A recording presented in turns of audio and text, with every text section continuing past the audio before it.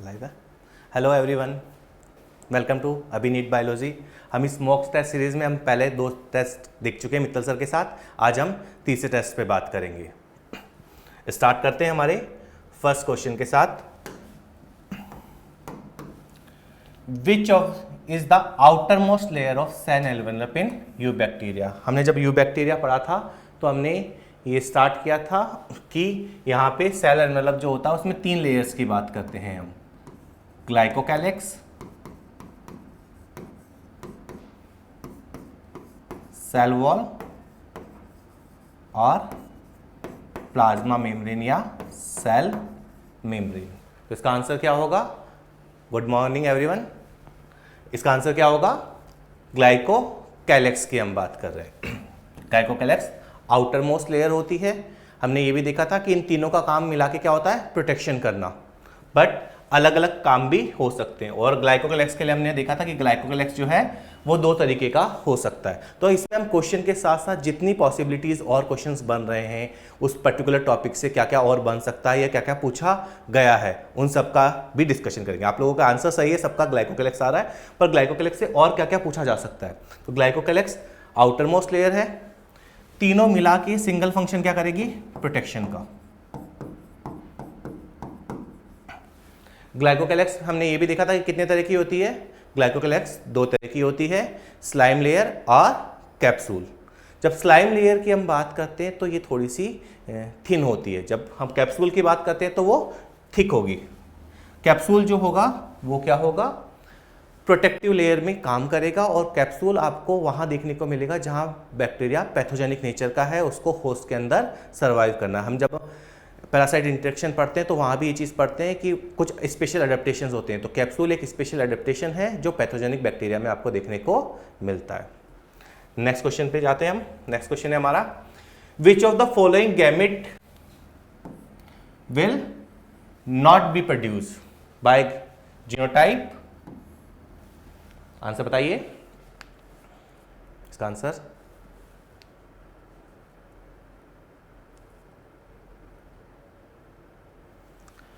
अगर हम बात करें गैमेट्स की तो हमें पता है कि सेग्रीगेशन होना चाहिए। अब ABC पॉसिबल है, ABC ये भी पॉसिबल है, ये भी पॉसिबल है, बट ये पॉसिबल नहीं है। यहाँ पे B वाले का सेग्रीगेशन नहीं हो रहा है, दोनों एक साथ जा रहे हैं जो कि पॉसिबल नहीं है। तो इसका आंसर क्या होगा? 4।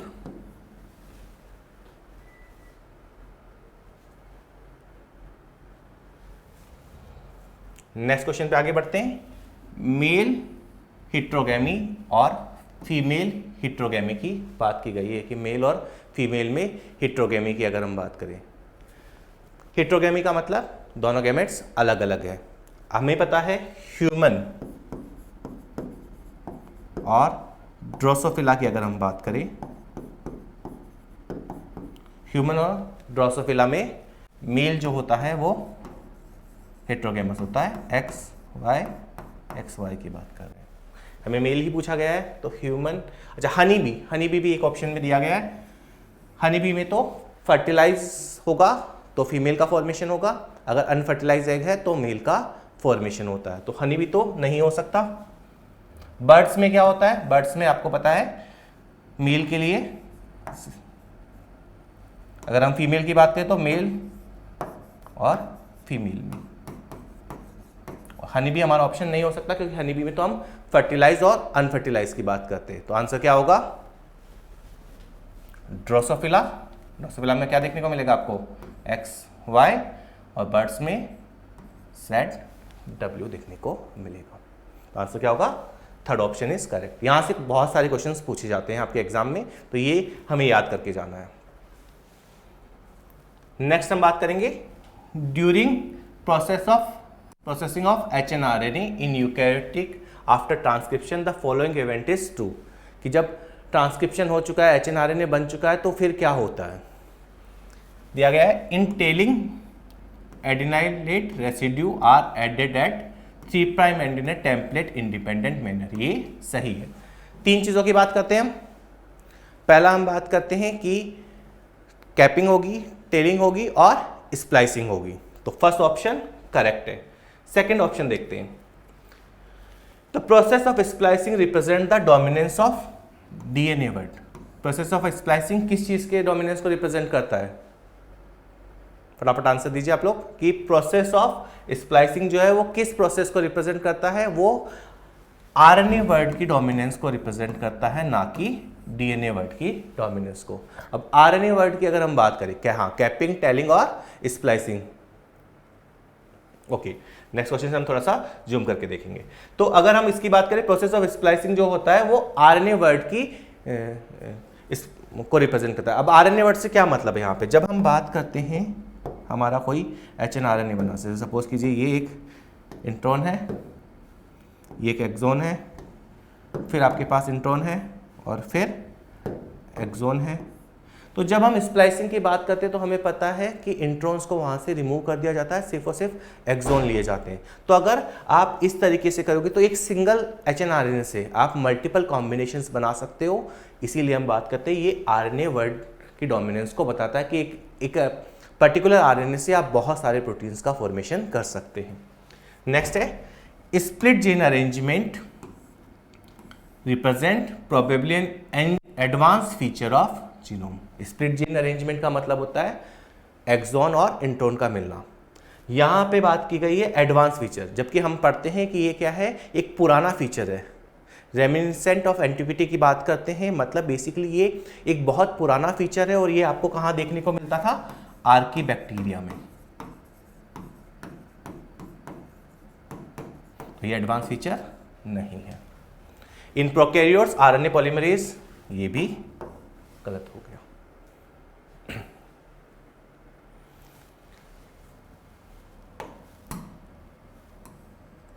नेक्स्ट क्वेश्चन की बात करें, primary consumer are those which feed upon. इस क्वेश्चन में पूछा गया है कि प्राइमरी कंज्यूमर्स कौन से होते हैं और किस पे फीड कर रहे हैं। देखिए दो चीजें बनती है यहां से। Primary consumers are those which feed upon, तो बच्चे क्या करते हैं जल्दी में, प्राइमरी कंज्यूमर क्या है उसका आंसर दे देते हैं। हमें आंसर किसका देना है? इसने ये पूछा है कि किसके ऊपर फीड कर रहा है। फीड किसके ऊपर करेगा? फोटोसिंथेटिक प्लांट, ये ही प्रोड्यूसर होंगे और प्राइमरी कंज्यूमर हमेशा प्रोड्यूसर्स पे फीड करते हैं। नेक्स्ट क्वेश्चन अगर हम देखें, प्लांट जो है वो कितनी एनर्जी को कैप्चर कर रहा है? आंसर क्या होगा इसका? सेकंड। ओके, देखिए प्लांट कैप्चर की अगर हम बात करें तो जो सनलाइट है उसका, सन से जो रेडिएशन आ रही है उसका सिर्फ हम ये मानते हैं कि लेस देन 50% ही फोटोसिंथेटिकली एक्टिव रेडिएशन में आता है। क्योंकि फोटोसिंथेटिक एक्टिव रेडिएशन की जो रेंज है वो है आपके पास 400 से 700 नैनोमीटर।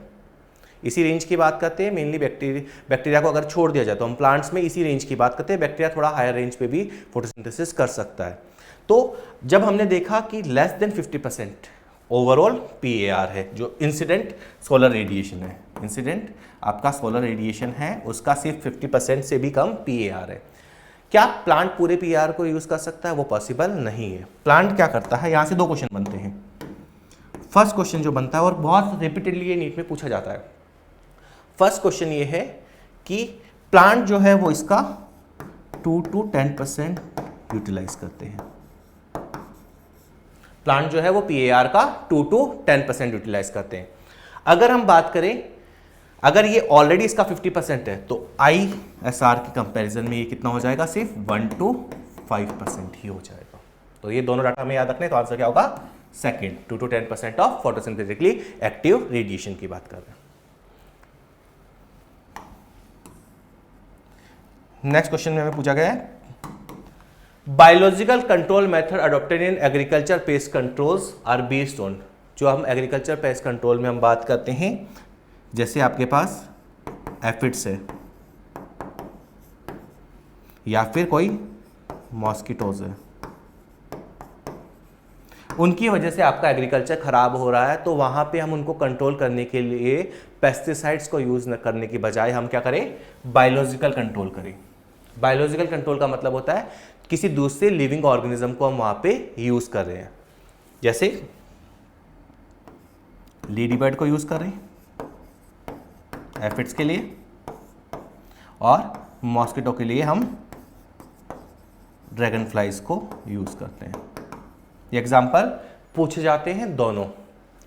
अगर हम ये देखें तो इसके पीछे का कॉन्सेप्ट ये होता है कि जो प्रेडेटर होते हैं वो प्रे की पॉपुलेशन को कंट्रोल के अंदर रखते हैं। तो आंसर क्या होगा? Predator keep the prey population under control.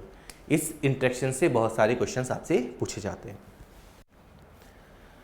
Next question की अगर हम बात करें, both strand of DNA are copied during transcription. इसमें बताया गया कि डीएनए के दोनों स्ट्रैंड्स हम कॉपी करते हैं। डीएनए के दोनों स्ट्रैंड कभी भी कॉपी नहीं किए जाते हैं, सिर्फ सिंगल स्ट्रैंड या टेम्पलेट स्ट्रैंड की जब हम बात करें उसी को कॉपी किया जाएगा। दोनों स्ट्रैंड्स को कॉपी नहीं करेंगे। दोनों स्ट्रैंड को कॉपी क्यों नहीं करेंगे? दोनों स्ट्रैंड को अगर आप कॉपी करोगे तो दो प्रॉब्लम आपकी एनसीईआरटी मेंशन करती है। फर्स्ट प्रॉब्लम क्या होगी कि आपका कॉम्प्लीमेंट्री का मतलब सेम नहीं होता। अगर दोनों स्ट्रैंड को कॉपी करोगे तो अलग अलग आरएनए बनेंगे, डबल स्टैंडर्ड। और सेकंड प्रॉब्लम क्या है? तो फिर आगे अलग अलग प्रोटीन बनेंगे, और सेकंड स्टैंड में अगर डबल स्टैंडर्ड आरएनए बने, सिंगल स्टैंडर्ड जो आरएनए बनेंगे वो एक दूसरे के कॉम्प्लीमेंट्री हो जाएंगे। कॉम्प्लीमेंट्री का मतलब क्या होता है कि अब वो वहां पे डबल स्टैंडर्ड आरएनए का फॉर्मेशन कर लेंगे और आपका प्रोटीन का सिंथेसिस नहीं होगा। तो फर्स्ट स्टेप जो है वो गलत है। The principle of complementary govern the process of transcription, ये बिल्कुल सही बात है। ओके, सोमांस का क्वेश्चन था प्रूडेंट का मतलब क्या होता है। ओके, देखिए अगर हम प्रूडेंट की बात करें तो ये लिखा गया कि थर्ड पॉइंट है predators are prudent in nature. Prudent in nature का मतलब ये होता है कि बेसिकली वो सोच समझ के खाते हैं। ऐसे ह्यूमन के जैसे बिना सोचे समझे खाना नहीं खा रहे। वो क्या करते हैं? सोच समझ के खाएंगे, क्योंकि उनको पता है शिकार जो है, जो प्रे है उनका वो लिमिटेड है। अगर वो इंटरटेनमेंट पर्पस के लिए अगर हंटिंग करना स्टार्ट कर दे, प्रेडेशन करना स्टार्ट कर दे, तो उसकी वजह से होगा क्या कि जो आपका प्रे पॉपुलेशन है वो कम हो जाएगी, और प्रे पॉपुलेशन कम होगी तो प्रेडेटर के लिए खाना अवेलेबल नहीं होगा।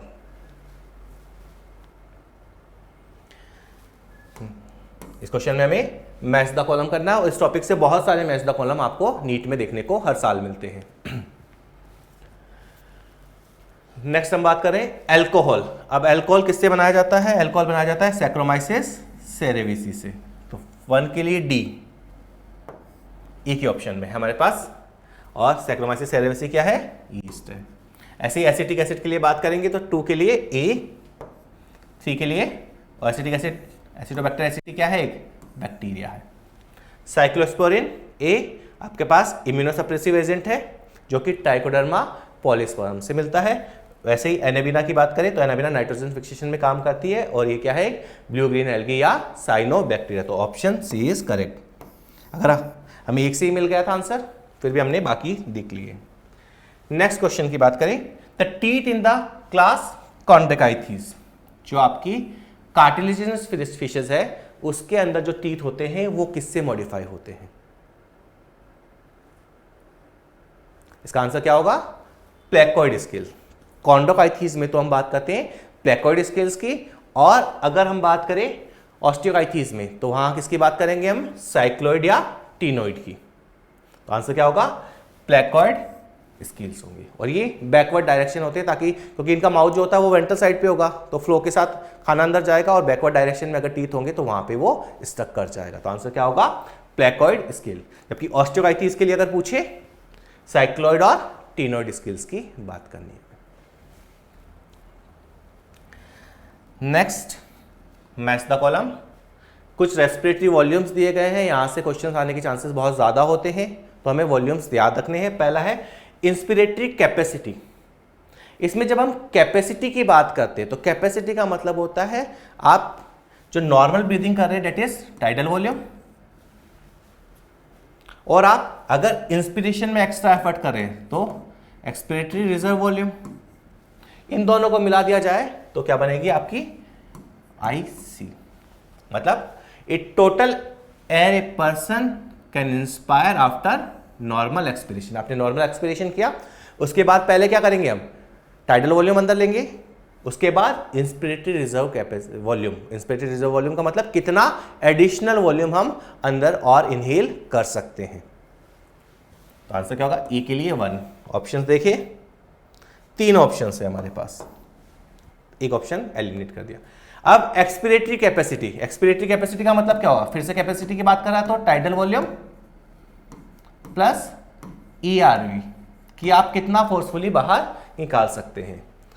तो यहां हम बात करेंगे कौन सा होगा, अच्छा इसको देख लेते हैं। Maximum volume of air a person can breathe in after a force expiration, की फोर्स एक्सपिरेशन कर लिया है आपने, मतलब आपने क्या क्या किया है, टाइडल वॉल्यूम बाहर निकाला है, एक्सपिरेटरी रिजर्व वॉल्यूम जो होता है वो बाहर निकाला है, रेजिडुअल वॉल्यूम हम बाहर नहीं निकाल सकते। तो ये क्या होता है, आपकी वाइटल कैपेसिटी की बात करेंगे, इन वॉल्यूम्स को क्या बोलेंगे, वाइटल कैपेसिटी। फिर एक्सपिरेटरी कैपेसिटी के लिए देखिए तो डी के लिए 2, डी के लिए 2 हमारे पास एक ही ऑप्शन में है, बी का 4 हो जाएगा। एक्सपिरेटरी कैपेसिटी की अगर हम बात करें तो एक्सपिरेटरी कैपेसिटी क्या हो जाएगी, total volume of air a person can expire after a normal inspiration. Next question है, rheumatoid arthritis is an example of, किसका एग्जाम्पल है, रूमेटॉइड आर्थराइटिस एग्जाम्पल है आपका ऑटो इम्यून डिजीजेस का। ऑटो इम्यून डिजीजेस की अगर हम बात करें तो हमारी बॉडी का जो इम्यून सिस्टम है वो किस प्रिंसिपल पे काम करता है, सेल्फ और नॉन सेल्फ रिकॉग्निशन पे, कि सेल्फ सेल अगर है तो उसको आपको प्रोटेक्ट करना है, अगर नॉन सेल्फ सेल है तो उसको आपको डिस्ट्रॉय करना है। होता क्या है, जब हमारे पास ये बोन्स है, यहाँ आपको साइनोवियल मेम्ब्रेन मिल रही है, साइनोवियल जॉइंट में साइनोवियल फ्लूइड है, कुछ एरर की वजह से, इसको जेनेटिक एरर या फिर एंटीबॉडी फॉर्मेशन में कोई एरर की वजह से कई बार ये रिकॉग्नाइजेशन का प्रोसेस है वो अच्छे से काम नहीं करता और हमारी बॉडी अपनी ही सेल्स को as a non cell cell recognise करना स्टार्ट कर देती है, इन साइनोवियल की सेल्स को नॉन सेल्फ मानना स्टार्ट कर देगी और जो ही स्टार्ट करेगी इन पे अटैक करना स्टार्ट कर देगी। तो बेसिकली अपनी ही सेल्स को अगर अटैक किया जाए that is auto immune disease, और रूमेटॉइड आर्थराइटिस इसी का एक एग्जाम्पल है। नेक्स्ट क्वेश्चन है, according to 5 kingdom classification multicellular eukaryotes are placed in kingdom. अब हमें पता है कि 5 किंगडम क्लासिफिकेशन में 5 किंगडम्स की कौन कौन सी की बात करते हैं, हम बात करते हैं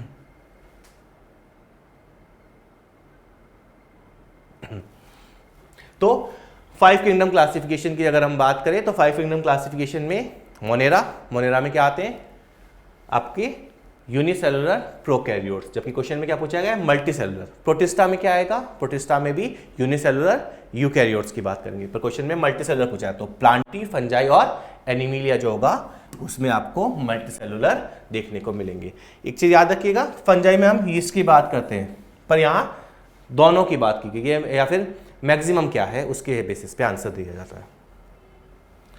among animals insect are the most species rich taxonomic group, के एनिमल्स में जो इंसेक्ट है वो सबसे ज्यादा टैक्सोनॉमिक रिच ग्रुप है। अगर हम इसको देखें तो हमें पता है कि अगर 10 एनिमल्स आपके पास है तो उसमें से 7 की हम बात करते हैं कि वो आर्थ्रोपोडा के मेंबर है एनसीईआरटी के अकॉर्डिंग, और इन 7 का भी 70% क्या है, मतलब अगर हम ओवरऑल देखें तो 10 में से लगभग 4.9 या फिर 5 एनिमल्स क्या होंगे, क्लास इंसेक्टा के मेंबर्स होंगे। तो ये स्टेटमेंट सही है। फिर एक और स्टेटमेंट दिया गया है आपको बायोडाइवर्सिटी में, जो पाई चार्ट्स दिए गए हैं उनके साथ ये स्टेटमेंट आपको ध्यान रखना है कि फंजाई का जो नंबर है, the number of fungi species in the world is more than the combined total of species of fishes, amphibians, reptiles और मैमल्स। इन सब की मिला के भी फंजाई से कम होती है, ये सही है। हाँ, तो यहां अगर हम बात करें तो अगर ओवरऑल 100 की बात करें तो 49 जो आप बता रहे हैं आप लोग, 49 क्या हो जाएगा, इंसेक्ट के मेंबर्स हो जाएंगे। 70 का 70% निकालना है। नेक्स्ट हमें कॉलम मैच करना है, फ्रेगमेंटेशन, ह्यूमिफिकेशन, कैटाबॉलिज्म और leaching lead to accumulation of a dark coloured amorphous substance. किसकी बात कर रहा है, ये ह्यूमस की बात कर रहा है, और ह्यूमस का बनने का जो प्रोसेस होता है वो क्या होता है, ह्यूमिफिकेशन होता है।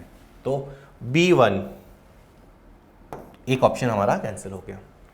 Water soluble inorganic nutrient go down into soil horizon, कि वाटर सॉल्युबल जो चीजें हैं वो नीचे की तरफ जाती है, इस प्रोसेस को हम बोलते हैं लीचिंग। सेकंड के लिए डी का सेकंड, एक ऑप्शन और कैंसिल हो गया हमारे पास। कैटाबोलिज्म, कैटाबोलिज्म का मतलब क्या होता है, bacteria and fungal enzyme degrade detritus, ये क्या करेगा, सिंपल जो ऑर्गेनिक है उसको इनऑर्गेनिक में कन्वर्ट कर देगा, दैट इज सी का सी। ऑप्शन क्या होगा हमारे पास, ए के लिए फ्रेगमेंटेशन। फ्रेगमेंटेशन का मतलब क्या होता है, जो आपका डेट्रिटस है उसको डेट्रीवोर्स छोटे छोटे पार्ट्स में ब्रेक डाउन कर रहे हैं, तो ए के लिए 4। हमें एक क्वेश्चन के साथ साथ सारे कॉन्सेप्ट भी पढ़ने हैं उसमें, कि उसमें क्या क्या आता है, कौन से ऑप्शन से, क्या उस ऑप्शन से रिप्रेजेंट किया जा रहा है। जैसे बेस्ट एग्जांपल ऑफ प्लियोट्रोपी की बात करें तो प्लियोट्रोपी का बेस्ट एग्जांपल क्या होता है, ये आप सबको पता है, फिनाइल कीटोन यूरिया।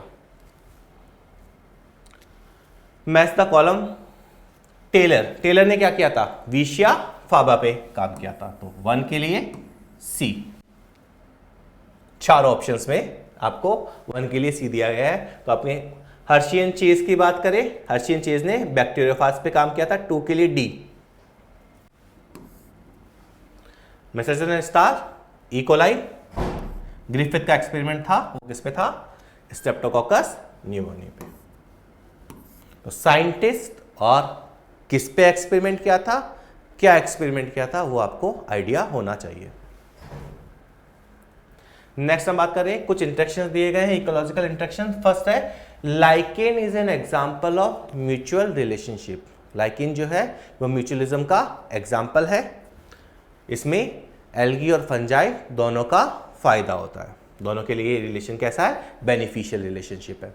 फिर हम बात करें mycorrhiza in example of ectoparasitism. Mycorrhiza ectoparasitism का एग्जांपल नहीं है, और हमें क्या चूज करना है, रॉन्ग ऑप्शंस ही चूज करने हैं।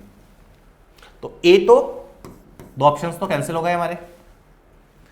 Mycorrhiza is an example of, mycorrhiza क्या होता है, माइकोराइजा बेसिकली जो आपके फंगस है with root of higher plants की बात कर रहे हैं यहाँ पे, और हायर प्लांट्स में जिम्नोस्पर्म और एंजियोस्पर्म की बात करते हैं, और ग्लोमस जीनस की हम डिस्कस करते हैं। तो यहाँ से जीनस भी हमें याद रखना है, अगर फंजाई की बात करें तो Glomus. Resources partitioning avoid competition among species, ये बात सही है कि अगर आप रिसोर्सेज को पार्टीशन कर लेंगे या बंटवारा कर लेंगे तो आपके भी कंपटीशन होने के चांसेस रिड्यूस हो जाएंगे। Competitive exclusion principle was given by Cornell. Cornell का नहीं था, ये किसका था, गाउस का प्रिंसिपल होता है, तो ये भी गलत है। तो आंसर क्या होगा हमारा, बी एंड डी। यहां ध्यान रखना है, रॉन्ग पूछा है, कई बार हम उसको राइट कर देते हैं, ये सिली मिस्टेक्स पेपर में नहीं करनी है अब हमें। नेक्स्ट बात करते हैं, the metabolic breakdown of carbohydrate, fatty acid and amino acid is connected through, किसके थ्रू कनेक्टेड होता है, एसिटाइल कोएंजाइम के थ्रू कनेक्टेड होता है। जो डायग्राम देखोगे तो आपको पता है कि यहीं से हम आगे वाले पाथवे में जाते हैं, चाहे इनिशियल आप कुछ भी कंज्यूम करें वो आगे एसिटाइल कोएंजाइम ए में ही कन्वर्ट होगा। मार्क द रॉन्ग स्टेटमेंट की बात कर रहे हैं, puffed up appearance of dough is due to production of CO2 gas, ये स्टेटमेंट सही है। टोडी की बात करते हैं जो कि एक ट्रेडिशनल साउथ इंडियन ड्रिंक है। Fermenting sap of palm by microbes, ये भी सही है। Microbes are also used to ferment fishes and bamboo shoot to make food, ये भी सही है। नेक्स्ट हम बात करेंगे तो ऑप्शन क्या होगा, फोर्थ, और फोर्थ में रॉन्ग क्या है, cheese are ripen by some specific multicellular microbes. Wrong word क्या है, ओनली। अगर ये नहीं होता तो ये स्टेटमेंट भी सही होता, क्योंकि हमें पता है एक चीज का टाइप हम पढ़ते हैं स्विस चीज, जो कि बैक्टीरिया से होता है। कौन सा बैक्टीरिया होता है, आप लोग बताइए कौन सा बैक्टीरिया होगा इसमें,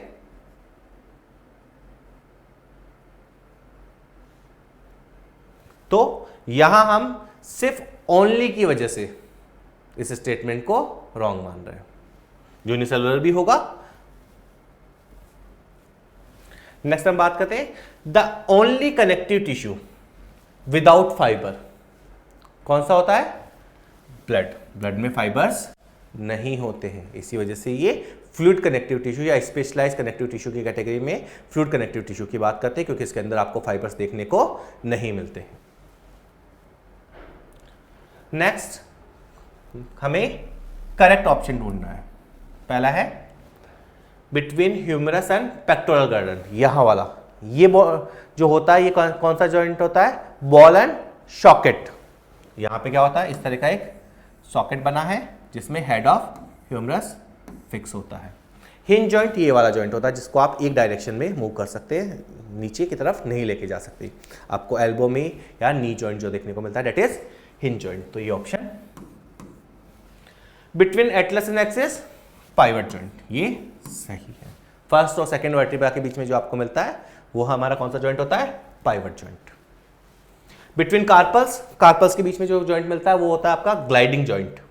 और थंब के लिए जो मिलता है वो हमने क्लासरूम में भी याद किया था, सैडल जॉइंट। अगर आप इस तरह की इमोजी बनाएंगे तो सैड वाली इमोजी बनाएंगे तो वहां से हम क्या याद रखेंगे? सैडल जॉइंट कहां मिलेगा? थंब के कार्पल्स और मेटाकार्पल्स वाले में। नेक्स्ट क्वेश्चन है how many of the following are non phagocytic. तो हमें पता है एक तो मोनोसाइट्स की बात की गई है। मोनोसाइट्स कब बोलेंगे? जब ये सेल्स ब्लड सर्कुलेशन पाथवे में होगी। यही सेल्स जब ब्लड सर्कुलेशन पाथवे को छोड़ के डायबिटीज के थ्रू आपके टिश्यू स्पेस में आ जाती है और साइज में इंक्रीज कर जाती है तो हम इन्हें क्या बोलते हैं? मैक्रोफेजेस। और अलग अलग जगह मोनोसाइट्स कब बोलेंगे? जब ये ब्लड में है। मैक्रोफेजेस कब? जब ये टिश्यू स्पेस के अंदर आ गई है। अगर हम बात करें अलग अलग जगह, इन्हीं मैक्रोफेजेस का अलग अलग नाम है। माइक्रोग्लियल सेल्स जब हम ब्रेन की बात करते हैं, कूपर सेल्स जब हम लीवर की बात करते हैं। तो मोनोसाइट्स आपकी फेगोसाइटिक है, मैक्रोफेजेस फेगोसाइटिक है, न्यूट्रोफिल्स भी फेगोसाइटिक होती है, लिम्फोसाइट्स फेगोसाइटिक नहीं होती। पर पूछा क्या है? Non phagocytic. तो आंसर क्या होगा? 1। बाकी तीनों क्या है? फेगोसाइटिक नेचर की है।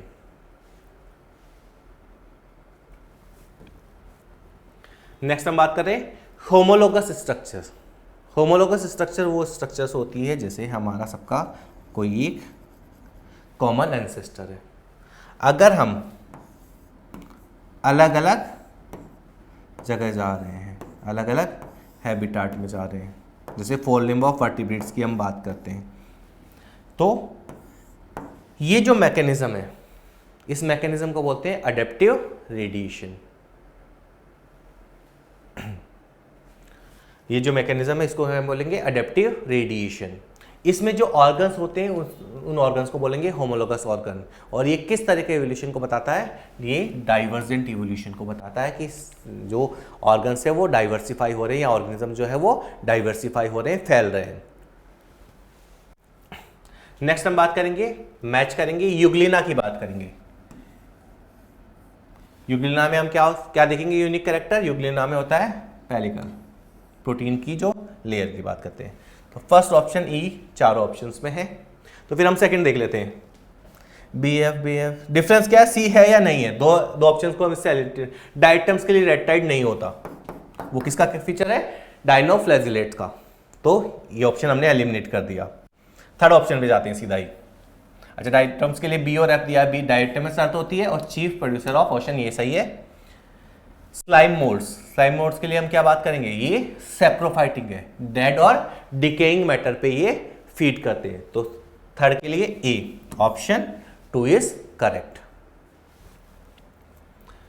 नेक्स्ट हम आगे बढ़ते हैं। For many taxonomic group species inventories are not completed. ये अच्छा क्वेश्चन है, सिंपल सा क्वेश्चन है, पर इस तरह के क्वेश्चंस पूछे जाने के चांसेस होते हैं। इस क्वेश्चन में ये पूछा गया है कि कहाँ पे स्पीसीज इन्वेंट्री कंप्लीट नहीं है। अब देखिए, हम जनरली बात करते हैं कि कहाँ ज़्यादा है कहाँ कम है, बट यहाँ पूछा गया कि इन्वेंट्रीज कहाँ पे कंप्लीट नहीं हुए हैं। अब जब हम ट्रॉपिकल रीजन्स या टेम्परेट रीजन या पोलर रीजन्स की बात करते हैं, पोलर रीजन्स पे या टेम्परेट रीजन्स पे स्पीसीज़ का नंबर कम है, ये हम सबको पता है। स्पीसीज़ का नंबर अगर कम है तो रिकॉर्ड रखना, स्पीसीज इन्वेंट्रीज का मतलब होता है रिकॉर्ड कीपिंग। अगर हम बात करें तो वहाँ पे अगर कम स्पीसीज है तो उनका रिकॉर्ड अब तक हो चुका है कि कितनी स्पीसीज मिलती है, वो ज़्यादातर कंप्लीट हो चुका है। बट ट्रॉपिक्स की अगर हम बात करें तो यहाँ पे हमें पता है कि स्पीसीज का नंबर बहुत ज़्यादा है। अगर स्पीसीज का नंबर इतना ज़्यादा है तो यहाँ पे रिकॉर्ड रखना थोड़ा सा मुश्किल काम है। तो बायोडाइवर्सिटी के हिसाब से इसका आंसर नहीं देना है। इसमें हम बात कर रहे हैं कि स्पीसीज इन्वेंट्री कहाँ कंप्लीट नहीं हुई है, कहाँ कंप्लीट नहीं होगी, जहाँ पे स्पीसीज का नंबर ज्यादा होगा। स्पीसीज का नंबर कहाँ ज्यादा है, ट्रॉपिकल रीजन्स पे आपको स्पीसीज का नंबर ज्यादा देखने को मिल रहा है। नेक्स्ट हम बात करेंगे रीड द फॉलोइंग 4 स्टेटमेंट कि इनमें से हमें क्या बताना है, राइट कितने हैं। पहला बताया गया जियोमेट्रिक ग्रोथ प्रोड्यूस जे shape population growth curve. Geometric growth कब होती है, जब आपके पास रिसोर्सेज की कोई कमी नहीं है। जियोमेट्रिक ग्रोथ कब होगी, जब रिसोर्सेज की कोई कमी नहीं है, अनलिमिटेड स्पेस है, अनलिमिटेड फूड अवेलेबल है, तो उस टाइम पे जो ग्रोथ देखने को मिलेगी वो आपकी जे शेप होगी और लगातार बढ़ती जाएगी। तो ये सही है। लॉजिस्टिक ग्रोथ कब होती है, लॉजिस्टिक ग्रोथ तब होगी जब आपके पास रिसोर्सेज जो है वो लिमिटेड है, स्पेस और फूड जो है वो लिमिटेड है, तो वहाँ पे मैक्सिमम नंबर तक ग्रोथ होगी, उसके बाद ग्रोथ रेट में कोई चेंज नहीं आएगा, ग्रोथ रेट जो है वो 0 हो जाएगी, पॉपुलेशन स्टक कर जाएगी। उस पर्टिकुलर पॉइंट को हम बोलते हैं कैरिंग कैपेसिटी की। एक नेचर की एक कैरिंग कैपेसिटी होती है, वो उतने ही इंडिविजुअल्स को सपोर्ट कर सकती है, और ये ज़्यादा सही है क्योंकि कभी भी जो पॉपुलेशन है उसके लिए रिसोर्सेज अनलिमिटेड नहीं हो सकते। इनिशियली अनलिमिटेड हो सकते हैं पर बाद में नहीं होंगे। इक्वेशन फॉर एक्सपोनेंशियल सही है, nt = n0 e⁻rt। ये इक्वेशन आप लोग जब अगर हिंदी वाली बुक फॉलो कर रहे हैं तो वहां थोड़ी सी गलत दी गई है, उसको करेक्ट भी कर लेना। नेक्स्ट है limiting factor can influence the number of organism in a population once it reach the carrying capacity. एक बार पहुंच जाएगा तो इन्हीं की वजह से, इन फैक्टर्स की वजह से ही क्या होगा, पॉपुलेशन अब और ग्रो नहीं कर पाएगी। तो यहां चारों स्टेटमेंट जो है वो सही है। कुछ लोगों का पीछे वाले क्वेश्चन में डाउट है। तो स्पीसीज इन्वेंट्री का मतलब होता है कि रिकॉर्ड। अब टॉपिक्स में आपका नंबर ज्यादा है, टॉपिक्स में अगर नंबर ज्यादा है तो होगा क्या कि वहां पे आपको रिकॉर्ड रखने में थोड़ा सा टाइम लगेगा, स्पीसीज लगातार नई डिस्कवर हो रही है, तो टॉपिक्स में हम सारी को कवर नहीं कर पाए हैं। अभी जो नई स्पीसीज हमें मिल रही है वो ज़्यादातर टॉपिक में मिल रही है, उनकी रिकॉर्ड कीपिंग पूरी नहीं हो पाई है। जबकि टेम्परेट या पोल सीजन में जितनी स्पीसीज मिलनी थी मोस्ट ऑफ उसमें से डिस्कवर हो चुकी है। इसका मतलब यही होगा कि टॉपिक्स में अभी तक कंप्लीट नहीं हो सकता। Which statement is not correct, कि इथाइलिन के लिए कौन सा सही नहीं है। फर्स्ट है synthesise in large amount by tissue undergoing senescence. सही है कि अगर सेनेसेंस में जा रहा है तो होगा। रेस्पिरेशन रेट की हम बात करते हैं कि राइपनिंग के टाइम पे इथाइलिन की वजह से रेस्पिरेशन रेट जो होती है वो इंक्रीज कर जाती है। ब्रेक डॉर्मेंसी इन पीनट सीड्स, डॉर्मेंसी ब्रेक करता है ethylene. Promote male flower in cucumber, female flowering को ये प्रमोट करता है, मेल फ्लावरिंग को प्रमोट नहीं करता। तो आंसर क्या होगा, D. When apoenzyme is separated from its metal component, its activity। अगर हम एंजाइम की बात करें तो एंजाइम जो कंप्लीट एंजाइम होता है उसके लिए हम टर्म यूज करते हैं होलो एंजाइम। यहाँ से क्वेश्चंस बहुत सारे पूछे जाते हैं कि होलो एंजाइम क्या है, एपो एंजाइम क्या है, कोफैक्टर क्या है, प्रोस्थेटिक ग्रुप क्या है, उसमें बहुत सारे लोगों को डाउट रहता है। तो अगर हम कंप्लीट एंजाइम की बात करें दैट इज होलो एंजाइम। अगर होलो एंजाइम की बात करें तो होलो एंजाइम में 2 पार्ट होते हैं। एक पार्ट होता है एपो एंजाइम।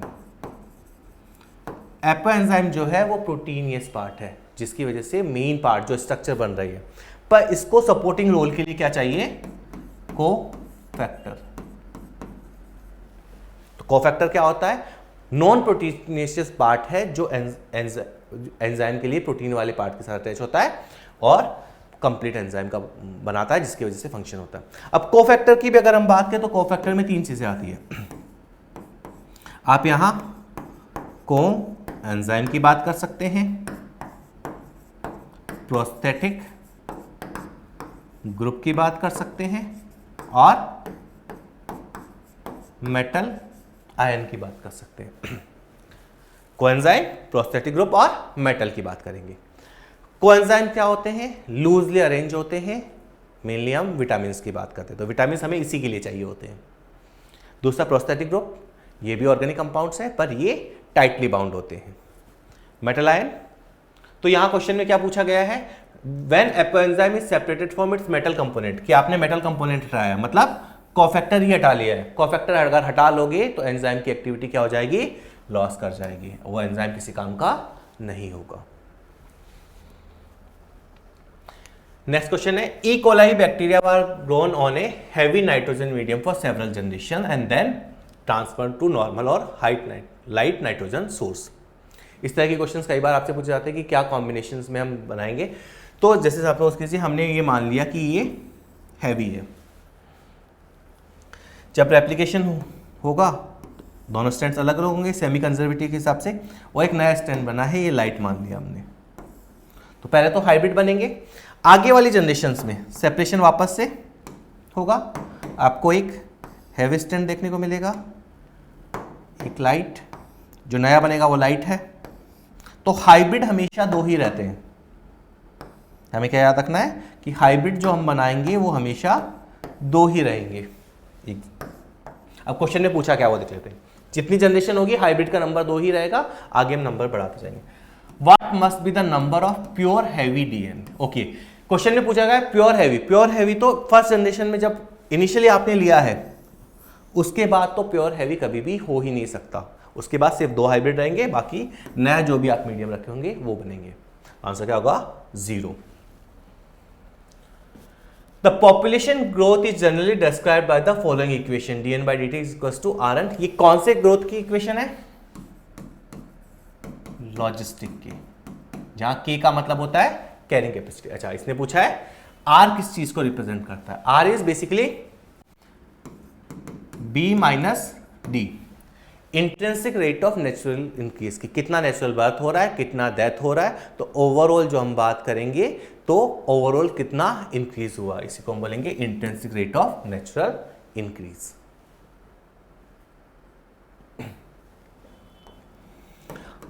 हैवी वाला कभी भी नहीं बनेगा। एक बार जब हाइब्रिड बन गया तो आगे की जनरेशन में वो दो हाइब्रिड चलते रहेंगे, और जितनी जनरेशन जाओगे तो वो सेम ही नंबर रहेगा। नेक्स्ट है, in the chromatogram prepared using paper chromatography, chlorophyll B. Chromatography जो है वो कलर के सेपरेशन के लिए काम में ली जाने वाली टेक्निक की बात करते हैं। अब अगर हम बात करें तो हमें यहाँ 4 पिगमेंट्स याद रखने होते हैं, chlorophyll A, chlorophyll B, carotenoids और ज़ैंथोफिल्स। इनको याद रखने के लिए सिंपल से ट्रिक क्या यूज करेंगे हम? फोटोसिंथेसिस की जो लाइट होती है वो क्या होती है? फिर क्योर। फर्स्ट याद कर लेते हैं, ज़ैंथोफिल एक्स वाई, मतलब ये कैसा कलर का होगा? येलो। उसके बाद फोटोसिंथेसिस के लिए जो वेवलेंथ की बात करते हैं, ये याद रखना थोड़ा सा मुश्किल काम है, कई बार इस तरह के क्वेश्चंस आते हैं। क्लोरोफिल ए के लिए ब्लू ग्रीन, ये आपका क्या हो जाएगा? Chlorophyll A. क्लोरोफिल बी के लिए ग्रीन येलो या येलो ग्रीन, ये हो जाएगा क्लोरोफिल बी। कैरोटेनॉइड्स के लिए येलो ऑरेंज की बात करेंगे। तो इस तरीके से अब हमें पूछा क्या गया है? क्लोरोफिल बी की बात की गई है। तो क्लोरोफिल बी क्या होगा? क्लोरोफिल बी होगा आपका येलो ग्रीन।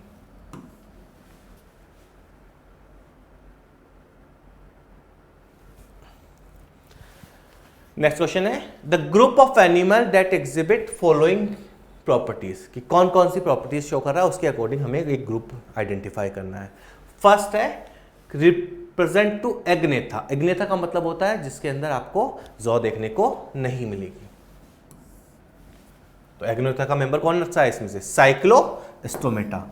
साइक्लोस्टोमेटा का साइक्लो का मतलब सर्कुलर, स्टोमेटा मतलब माउथ, क्योंकि अगर जो नहीं है तो माउथ जो होगा वो सकिंग नेचर का होगा, स्टक करके सक करने के लिए। तो आंसर क्या होगा? साइक्लोस्टोमेटा। बाकी के हमने पैरामीटर्स नहीं पढ़े हैं, फिर भी हमारा आंसर आ जाएगा। मोस्ट एंशिएंट कोऑर्डिनेट एनिमल, सही है, animals are ectoparasite on fishes. In a protein chain the first amino acid is also called. जब हम प्रोटीन की बात करते हैं तो जैसे सपोज कीजिए ये हमारा एक अमीनो एसिड है NH2 CrHCO, हमने पेप्टाइड बना दिया, पेप्टाइड बॉन्ड बना दिया, HCOH, दो ही अमीनो एसिड लिए। ये आपका जो बॉन्ड होता है ये बॉन्ड क्या कहलाता है? CONH bond is peptide bond, जिसके थ्रू हमने 2 अमीनो एसिड को अटैच किया है। अब अगर हम यहां देखें, फर्स्ट अमीनो एसिड NH2 आता है इस साइड और ये COS, तो इस टर्मिनल को हम क्या बोलेंगे? N टर्मिनल, और दूसरे वाले टर्मिनल को क्या बोलेंगे हम? C terminal. तो आंसर क्या होगा? N terminal amino acids.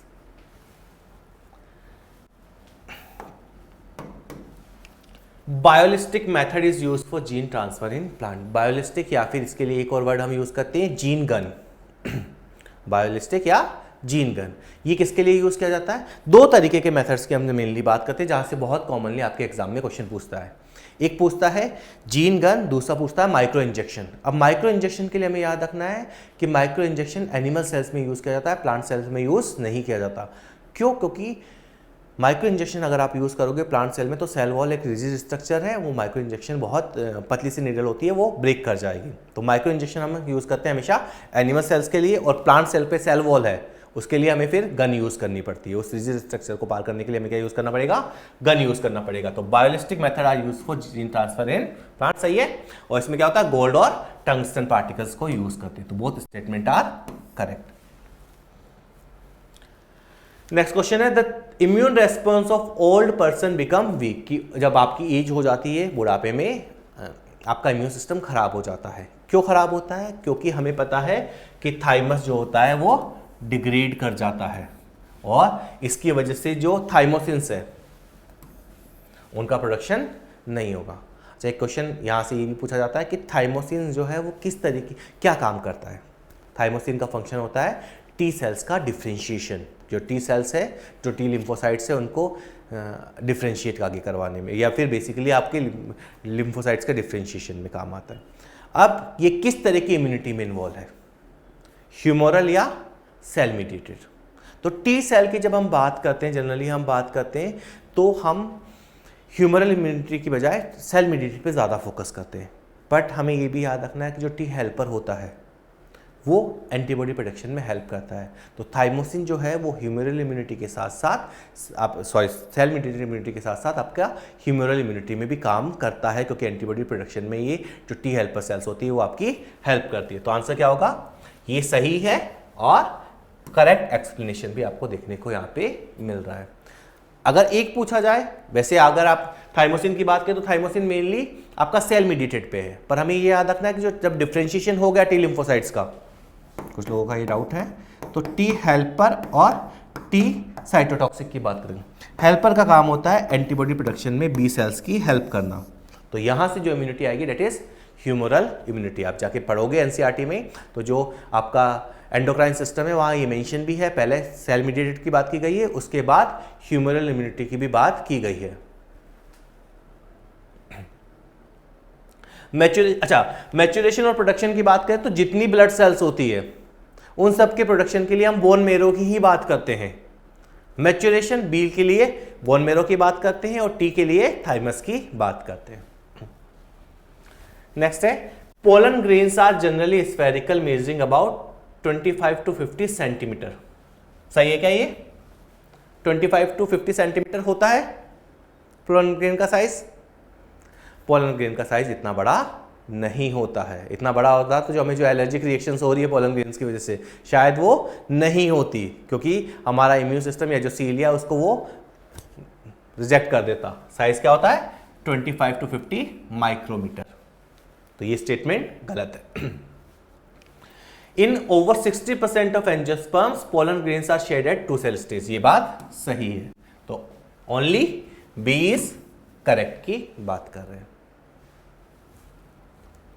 Next हम देखेंगे extinction of 200 species of cichlid fishes in the lake Victoria of east Africa due to introduction of Nile perch in example of. ये किसका एग्जाम्पल है? ये आपको देखने को मिलेगा एलियन स्पीसीज इन्वेजन का, कि अगर आप बाहर से कोई स्पीसीज को इंट्रोड्यूस कर देते हो जिसका नेचुरल प्रेडेटर वहां पे अवेलेबल नहीं है, तो वो स्पीसीज क्या करेगी? एक्सपोनेंशियली ग्रो करेगी, इन्वेजिव हो जाएगी, और वहां की जो लोकल स्पीसीज है उनके लिए एक बहुत बड़ा थ्रेट होती है। तो ये एग्जाम्पल किसका है? एलियन स्पीसीज इन्वेजन का। विच of the following is not an parasitic adaptation कि पैरासाइट में इनमें से कौन सा अडेप्टेशन नहीं होता। पैरासाइट की अगर हम बात करें तो पैरासाइट में क्या होता है, उनको फ्री में रहने की जगह और खाना मिलता है, मतलब फूड और स्पेस आपको वहां पे देखने को मिलेगा। अब अगर कोई पैरासाइट है तो वो होस्ट के हिसाब से थोड़ा सा अपने आप को मॉडिफाई करता है। अब उसे बना बनाया जब खाना मिल रहा है तो उसको डाइजेस्टिव सिस्टम की ज़रूरत नहीं है, वो डाइजेस्टिव सिस्टम में अपनी एनर्जी को वेस्ट नहीं करेगा, बट होस्ट से डाइजेस्टेड फूड डायरेक्टली एब्जॉर्ब करने के लिए वो क्या करेगा, हुक्स और सकर्स जैसे स्ट्रक्चर वहाँ पे देखने को मिलेगी। उसके पास कोई sense organ, unnecessary sense organ की ज़रूरत नहीं है, क्योंकि कुछ सेंस करना ही नहीं है, होस्ट के साथ ही एसोसिएटेड रहना है। तो वो जितनी एनर्जी बचती है वो सारी कहाँ यूज़ करता है, रिप्रोडक्शन पोटेंशियल को बढ़ाने में। तो आंसर क्या होगा, लॉस ऑफ सेंसरी ऑर्गन्स, सही है ये। लो बायोटिक पोटेंशियल, ऐसे ऑर्गेनिजम्स का क्या होगा, क्योंकि डाइजेशन में एनर्जी बच रही है। डाइजेशन अगर हम बात करते हैं तो बहुत एनर्जी लगती है फूड को, कॉम्प्लेक्स को सिंपल में तोड़ने के लिए, वो एनर्जी बचती है, तो उस एनर्जी का क्या करते हैं, ये बायोटिक पोटेंशियल बढ़ाने में यूज करते हैं। तो इनका बायोटिक पोटेंशियल हाई होता है, लो नहीं होता। The main enzyme of transcription, अच्छा एंजाइम से रिलेटेड कुछ क्वेश्चंस रहते हैं बच्चों की कि किस तरह के एंजाइम्स की हम बात कर रहे हैं, कैसे काम करता है। तो बेसिक सेंट्रल डोग्मा की अगर हम बात करें तो आपके पास कुछ प्रोसेस होते हैं, जैसे डीएनए है, इससे हम आरएनए एमआरएनए बनाएंगे और यहां से हम प्रोटीन बनाते हैं। ये सिंपल सा पॉइंट है पर कई बार कंफ्यूजन। और डीएनए से हम डीएनए भी बनाते हैं, रेप्लिकेशन, ट्रांसक्रिप्शन, ट्रांसलेशन। अब रेप्लिकेशन के लिए हमें कौन सा एंजाइम चाहिए, तो एंजाइम में पहले हमें देखना है कि हमें बनाना क्या है। पॉलीमरेज की अगर बात करें तो पॉलीमरेज क्या करता है, उस पर्टिकुलर जो टर्म है आरएनए या डीएनए, उसका फॉर्मेशन से रिलेटेड। यहां हम क्या बना रहे हैं, यहां हम बना रहे हैं डीएनए, तो एंजाइम कौन सा होगा, डीएनए पॉलीमरेज। यहां हम डीएनए से आरएनए का फॉर्मेशन कर रहे हैं, तो एंजाइम कौन सा होगा, आरएनए पॉलीमरेज। ये फॉर्मेशन किसका हो रहा है, यहां डीएनए का हो रहा है, यहां आरएनए का हो रहा है। एक और प्रोसेस होता है रिवर्स ट्रांसक्रिप्शन, वो भी साथ में देख लेते हैं। उसमें क्या होगा, फॉर्मेशन किसका होता है, डीएनए का, तो डीएनए पॉलीमरेज। नेक्स्ट हम बात करते हैं कि कैसे बना रहे हैं। डीएनए को जब आपको बनाना है तो डीएनए आप किसको देख के बनाएंगे, डीएनए का फॉर्मेशन आप डीएनए को देख के ही करोगे। तो इस एंजाइम को क्या बोलेंगे हम, डीएनए डिपेंडेंट, कि डीएनए की फॉर्मेशन के लिए किस पे डिपेंडेंट है, ये डीएनए पे ही। ऐसे ही आरएनए पॉलीमरेज की अगर हम बात करें तो आरएनए पॉलीमरेज किस पे डिपेंडेंट है, आरएनए के फॉर्मेशन के लिए, क्योंकि कॉम्प्लीमेंट्री होता है। तो यहां हम बात करेंगे डीएनए डिपेंडेंट आरएनए पॉलीमरेज। जबकि हम रिवर्स ट्रांसक्रिप्शन की अगर बात कर ले तो हम बना क्या रहे हैं, डीएनए, पर किसको देख के बना रहे, आरएनए को, तो आरएनए डिपेंडेंट डीएनए पॉलीमरेज की बात करेंगे। समझ आया, ये चीज क्लियर है, ये चीज आप ध्यान रखिएगा। तो क्वेश्चन में पूछा है ट्रांसक्रिप्शन, ट्रांसक्रिप्शन का मतलब डीएनए से आरएनए बनाना, तो उसके लिए क्या चाहिए हमें, डीएनए डिपेंडेंट आरएनए पॉलीमरेज की रिक्वायरमेंट होती है। विच of the following alcoholic drink is obtain without distillation, ये तो मैंने आप लोगों को बहुत बार अच्छे से पढ़ाया है। अगर हम इसकी बात करें कि कौन सा ड्रिंक जो है वो विदाउट डिस्टिलेशन, तो हमें पता है कि हम डिस्टिलेशन के लिए जो माइक्रो ऑर्गेनिज्म यूज करते हैं, that is Saccharomyces cerevisiae, yeast use कर रहे हैं। और फर्मेंटेशन जब पढ़ते हैं तो हम पढ़ते हैं कि यीस्ट जो है वो 13% से ज़्यादा अल्कोहल में सर्वाइव नहीं कर सकता।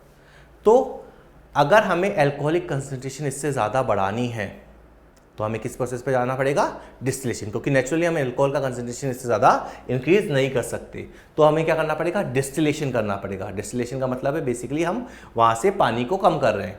तो वाइन और बियर, क्योंकि इनका अल्कोहल परसेंटेशन कम होता है तो यहाँ डिस्टिलेशन की रिक्वायरमेंट नहीं होती है, पर ब्रांडी, विस्की और रम, ये तीनों डिस्टिलेशन के साथ बनाई जाती है। 13% से ज्यादा होगा तो आपका यीस्ट सर्वाइव नहीं कर पाएगा उस मीडियम में। Match the following list. Saccharomyces cerevisiae की अगर हम बात करें तो सैक्रोमाइसिस सेरेवेसी क्या काम करता है? 2 काम करता है। इसको बेकर यीस्ट या ब्रूअर यीस्ट भी बोलेंगे। तो ए के लिए 3, प्रोडक्शन ऑफ ब्रेड। मोनस्कस परप्यूरियस ये क्या करता है? Production of cholesterol lowering agent या स्टेटिन्स की बात कर रहे हैं। हम किसकी बात कर रहे हैं यहाँ पे? स्टेटिन्स की। यहां हम बात करेंगे स्टेटिन्स की। और स्टेटिन्स क्या करते हैं? कोलेस्ट्रॉल को कम करते हैं। मैकेनिज्म हमें याद रखना है, कॉम्पिटिटिव इनहिबिशन की बात करेंगे। मैकेनिज्म क्या यूज करेंगे हम? Competitive inhibition. तो बी के लिए 4, option 2 is correct. Next, the split gene arrangement complicate the definition of gene in terms of DNA segment. ये स्टेटमेंट सही है, क्योंकि हम क्या बात कर रहे हैं? अगर सिंपली ये बोले कि अगर आपका जीन वो है, डीएनए का वो सेगमेंट है जो प्रोटीन बना रहा है, तो ये पॉसिबल नहीं, क्योंकि जो आपका मैच्योर एमआरएनए होगा उसके अंदर आपको पता है कि इंट्रॉन्स देखने को नहीं मिलेंगे। तो उस सेगमेंट का क्या करें? डीएनए में तो वो सेगमेंट था, इसलिए डेफिनेशन को कॉम्प्लिकेट कर देता है। और ऐसा इस वजह से होता है क्योंकि बीच बीच में आपके पास क्या देखने को मिलेगा? कोडिंग जो सीक्वेंस होगा उसके बीच बीच में नॉन कोडिंग सीक्वेंस या इंट्रॉन्स देखने को मिलेगा। तो the split gene arrangement complicate the definition of gene in terms of DNA segment, सही है। In eukaryotes the monocistronic structure gene have interrupted coding sequences, introns की बात कर रहा है, और इसी की वजह से ये जो डेफिनेशन है वो कॉम्प्लिकेट होती है। तो ये स्टेटमेंट भी सही है और करेक्टली एक्सप्लेन भी कर रहा है। तो आंसर 4 होगा। यहां नॉट करेक्ट लिखा है, तो आंसर 4 होगा इसका। नेक्स्ट हम बात करते हैं स्ट्रेटिफिकेशन। स्ट्रेटिफिकेशन क्या होता है कि अगर आप एक इकोसिस्टम देखिए और जिसमें आपको ऐसे कुछ बड़े ट्रीज दिखाई दे रहे हैं, कुछ शर्ब्स या हर्ब्स की बात करेंगे, और नीचे के लेवल पे आपको ग्रासेस दिखाई दे रही है। तो अगर हमें एक पर्टिकुलर पॉइंट ही स्टडी करना है तो वहां हम क्या करते हैं? इसको लेयर्स में डिवाइड कर देते हैं। एक लेयर जैसे हमने ये बात कर ली, इस तरीके से डिवीजन क्या कहलाता है? स्ट्रेटिफिकेशन कहलाता है। आंसर क्या होगा? Vertical distribution of different plant species occupying different level in a community. करने का पर्पस क्या है कि आपका स्टडी ऑब्जेक्टिव होगा, सपोज कीजिए आपको ग्रासेस की ही बात करनी है तो आपको बाकी 2 की स्टडी करने की जरूरत नहीं है, या फिर कोई ट्री इकोसिस्टम पढ़ना है तो बाकी सब पूरे को ओवरऑल कैलकुलेट करने की जरूरत नहीं पड़ती है। Next, read the following calculate and count the correct one. Heart is made up of cardiac muscles, heart में सही है, एंटायर हार्ट में होती है। Ventricular walls are much thicker than atrial walls, सही है। वेंट्रिकल्स की वॉल्स ज्यादा थिक होती है। क्यों वेंट्रिकल्स की वॉल्स ज्यादा थिक होती है? क्योंकि आपको पूरे बॉडी में ब्लड को पंप करना है। जबकि अगर हम बात करें एट्रिया का, तो एट्रिया को सिर्फ और सिर्फ आपके एट्रिया की अगर हम बात करें तो एट्रिया को ब्लड कहां भेजना? सिर्फ और वेंट्रिकल्स तक ही भेजना, तो हल्का सा पुश करना। जबकि यहां हम बात करेंगे पूरे में ब्लड को पंप करना है। फिर है SA node is present at the left upper corner. अगर ऐसे नोड की बात करें तो आपका ये हार्ट की हम बात करें कहाँ होगा? ऐसे नोड आपको यहां देखने को मिलेगा, एवी नोड यहां देखने को मिलेगा। तो SA node is present at the left upper corner of right atrium, जबकि गलत है। AV node is present at the right lower corner of the right atrium, ये भी लोकेशन के हिसाब से गलत है। SA node can generate the maximum number of action potential, therefore it is called pacemaker.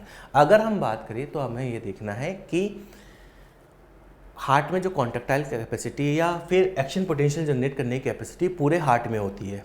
वो ऐसे नोड में भी है, एवी नोड में भी है, बंडल ऑफ हिज में भी है, राइट ब्रांच में, लेफ्ट ब्रांच में, इनफैक्ट आपके पुरकिंजे फाइबर्स में भी वो कैपेसिटी है। पर हमारी बॉडी की जो मेटाबॉलिक रेट है या फिर उसको मैच करने के लिए हमें लगभग 70 बीट्स पर मिनट के आसपास चाहिए, और वो कैपेसिटी सिर्फ और सिर्फ आपके पास ऐसे नोड के पास है। ईवी नोड के पास इससे थोड़ी कम है, बंडल ऑफ इसके पास उससे और कम है, और पुरकिंजे फाइबर्स तो 10 to 15 के आसपास ही हम बात करते हैं कि उतने टाइम तक कॉन्ट्रैक्शन करवा सकता है। तो ओवरऑल जो ऐसे नोड है वो मैक्सिमम जनरेट कर सकता है 72 की हम बात करते हैं ऑन एन एवरेज, इसीलिए इसको क्या बोला जाएगा? पेस मेकर बोला जाएगा। नेक्स्ट हम बात करेंगे secondary immune response is also called anamnestic response. Anamnestic का मतलब होता है कि आपको कोई पुरानी चीज याद है, कि कोई पुरानी चीज कोई पहले ऐसा हुआ था, वो मेमोरी आपके पास है। तो यहाँ पे जब हमारे पास सेकेंडरी रेस्पॉन्स आता है, मतलब पहली बार कोई इन्फेक्शन हुआ तो हमें बैक्टीरिया या पैथोजन के बारे में कोई इन्फॉर्मेशन नहीं है, पर दोबारा जब उस बैक्टीरिया या पैथोजन सेम पैथोजन ने हमें इन्फेक्ट किया तो हमें पता था कि इसने इस तरीके से हमारी बॉडी पे इम्पैक्ट डाला था, उसकी हमारे पास मेमोरी सेल्स होती है। तो इसका आंसर क्या होगा? Body having memory of first encounter. ये हमें याद रखना है। Cell mediated immunity is performed by, अभी हमने पहले किसी क्वेश्चन में ये चीज डिस्कस की थी कि सेल मीडिएटेड इम्यूनिटी जो होती है वो किससे परफॉर्म होती है?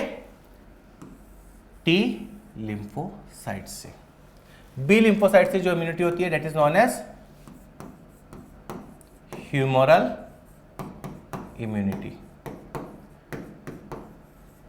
बेसिकली बॉडी फ्लूइड के लिए हम वर्ड यूज करते हैं ह्यूमर्स, बॉडी फ्लूइड्स के लिए वर्ड क्या यूज करते हैं? ह्यूमर। जब हम ह्यूमन हेल्थ एंड डिजीज की बात करते हैं तो bad humour hypothesis, good humour hypothesis, इस तरह की हाइपोथेसिस को डिस्कस करते हैं। और इस बी लिम्फोसाइट्स की वजह से क्या बनता है? Anti bodies. और ये एंटीबॉडीज कहां प्रेजेंट होती है?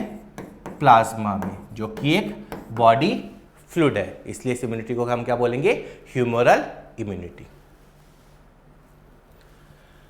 The separated DNA bands are cut out from agarose gel and extracted from the gel piece। कि जो हम जेल इलेक्ट्रोफोरेसिस करते हैं तो हमारे पास जो डीएनए का बैंड आया है, जिसको हमने देखा है कि ये बैंड हमारा डिजायर्ड डीएनए है, तो उसको वहाँ से कट करके आगे की टेक्निक्स के लिए, हाइब्रिडाइजेशन के लिए, सदन हाइब्रिडाइजेशन के लिए लेके जाना है या फिर आगे कुछ करना है, तो उसको वहाँ से कट करने की टेक्निक क्या कहलाती है? इल्यूजन कहलाती है। इलेक्ट्रोफोरेसिस क्या है? सेपरेशन की टेक्निक है। पीसीआर एम्प्लीफिकेशन की टेक्निक है। स्पूलिंग क्या होती है? स्पूलिंग होती है जब आपने सब बाकी मॉलिक्यूल्स को, जैसे प्रोटीन को, कार्बोहाइड्रेट को, लिपिड को या फिर आरएनए को डिग्रेड कर दिया, सिर्फ डीएनए बचा रखा है, तो उसको ग्लास रोड पे आप कॉइल करके बाहर निकालना क्या कहलाता है? स्पूलिंग कहलाता है। नेक्स्ट क्वेश्चन है वाटर वस्कुलर सिस्टम। सिंपल सा क्वेश्चन है, आंसर दीजिए।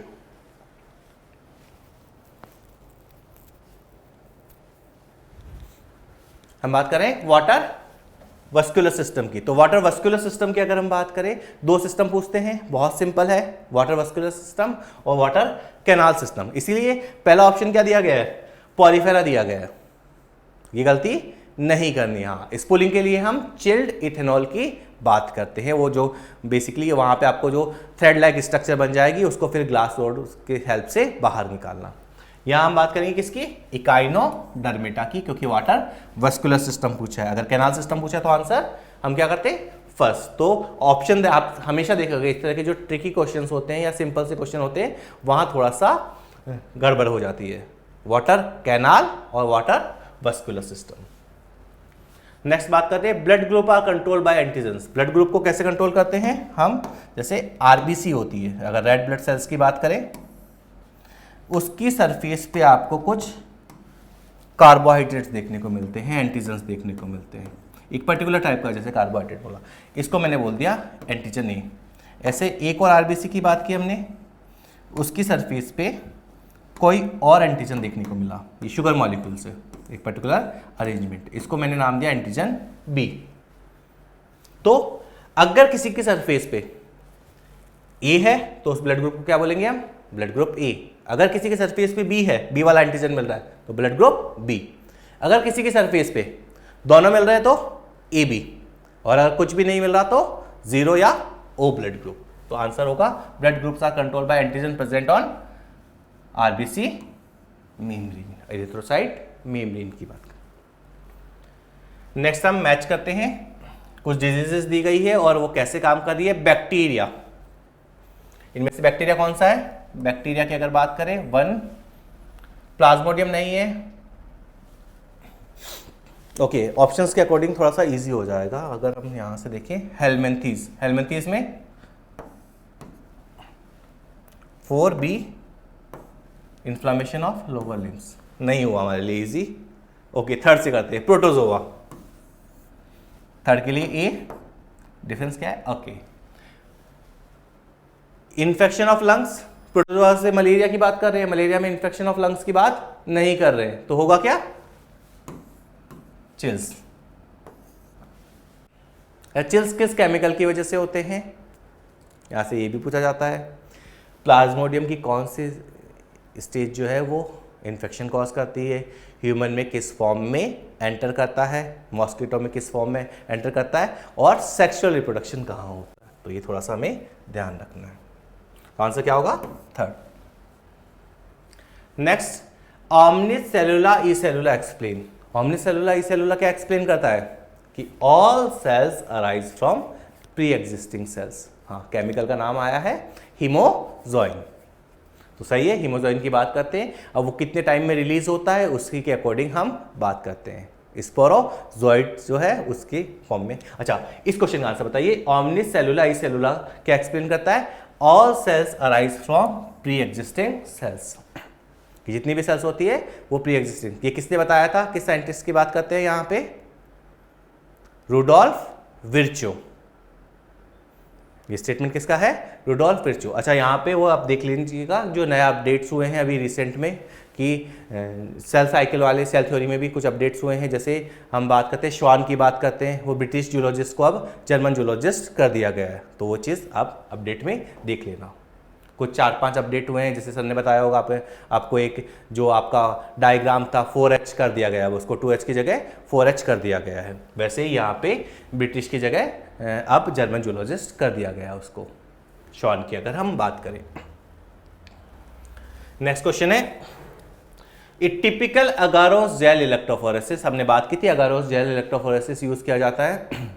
हाँ, एड्रिनल ग्लैंड वाला भी किया गया है, जर्मन वाला भी किया गया है। तो जो भी अपडेट्स है 5-6 अपडेट्स है उसको एक बार आप और देख लीजिएगा। चांसेस बहुत कम है कि वहां से क्वेश्चन पूछा जाए, पर फिर भी आपको वो अपडेट्स पता होनी चाहिए क्योंकि इसी टाइम पे की गई है।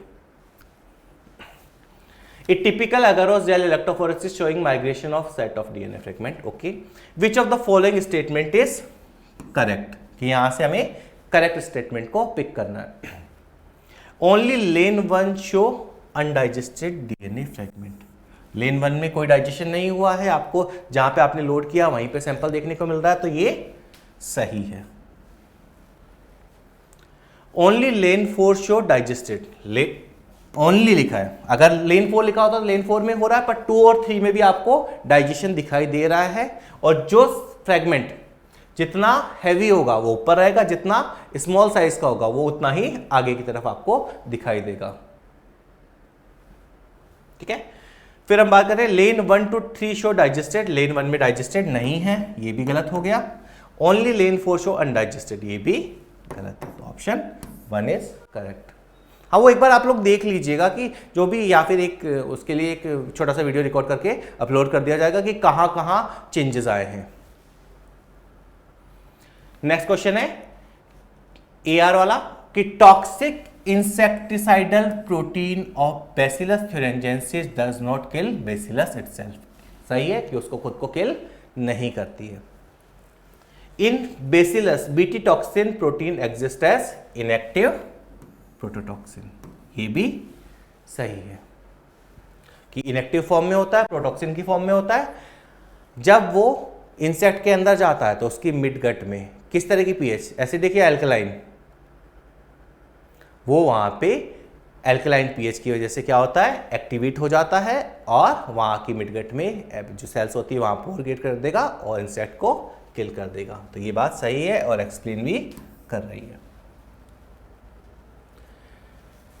नेक्स्ट क्वेश्चन की बात करें, मैच करना है एडीएच एंटी डायूरेटिक हार्मोन, या फिर इसको हम और क्या बोलेंगे, वैसोप्रेसिन की बात करेंगे। एल्कलाइन पीएच होगा, सही है। एडीएच की बात करें तो एडीएच का दूसरा नाम वैसोप्रेसिन। ये कौन सा डायबिटीज करता है? नॉर्मली अगर आपने डायबिटीज बोला तो हम डायबिटीज मेलाइटस की बात कर रहे हैं, वो इंसुलिन से रिलेटेड है। पर होता क्या है, एडीएच की अगर डेफिशिएंसी है तो ये जो आपका बेसिकली डाइल्यूटेड यूरिन, ये क्या करता है, रीअब्जॉर्प्शन में हेल्प करता है। अब रीअब्जॉर्प्शन नहीं होगा तो यूरिन में वाटर की कंसंट्रेशन बढ़ जाएगी बेसिकली, तो यूरिनेशन की जो फ्रीक्वेंसी है वो बढ़ जाती है। यूरिनेशन की फ्रीक्वेंसी बेसिकली आपके डायबिटीज मेलाइटस में भी बढ़ती है। तो सिम्टम मैच किया गया, इसलिए इसको यहाँ पे हमने नाम कर दिया डायबिटीज इंसिपिडस। इसका इंसुलिन से कोई लेना देना नहीं है। तो ए के लिए 4, 3 ऑप्शन। ACTH, ओके, ECTH के लिए आप कई बार हम बात करते हैं एड्रिनल कॉर्टिकोटॉपिक, पर कॉर्टेक्स में कौन से हार्मोन, ग्लूकोकॉर्टिकॉइड्स या mineralocorticoids. Most of the time इस पे थोड़ा सा ध्यान नहीं दिया जाता है, ये चीज आपको फोकस करके चलनी है। किसकी बात कर रहे हैं हम, ग्लूकोकॉर्टिकॉइड्स के लिए। बी के लिए 1, तो ए के लिए 4, बी के लिए 1। अभी भी हमारे पास 2 ऑप्शन है। एल्डोस्टेरोन, एल्डोस्टेरोन क्या है, आपका मिनरलोकॉर्टिकॉइड है, वाटर और सोडियम आयन के रीअब्जॉर्प्शन में हेल्प करता है। तो सी के लिए 2nd, और इंसुलिन, डायबिटीज मेलाइटस। ठीक है, ये हमने आज इतने क्वेश्चंस की बात की है। अपकमिंग सेशंस में हम इस तरह के और भी क्वेश्चंस की बात करेंगे, तो आप लोग कमेंट में बताइएगा जरूर कि कैसा लगा आपको सेशन, फिर हम इसको और आगे कंटिन्यू करते हैं इसी सीरीज को।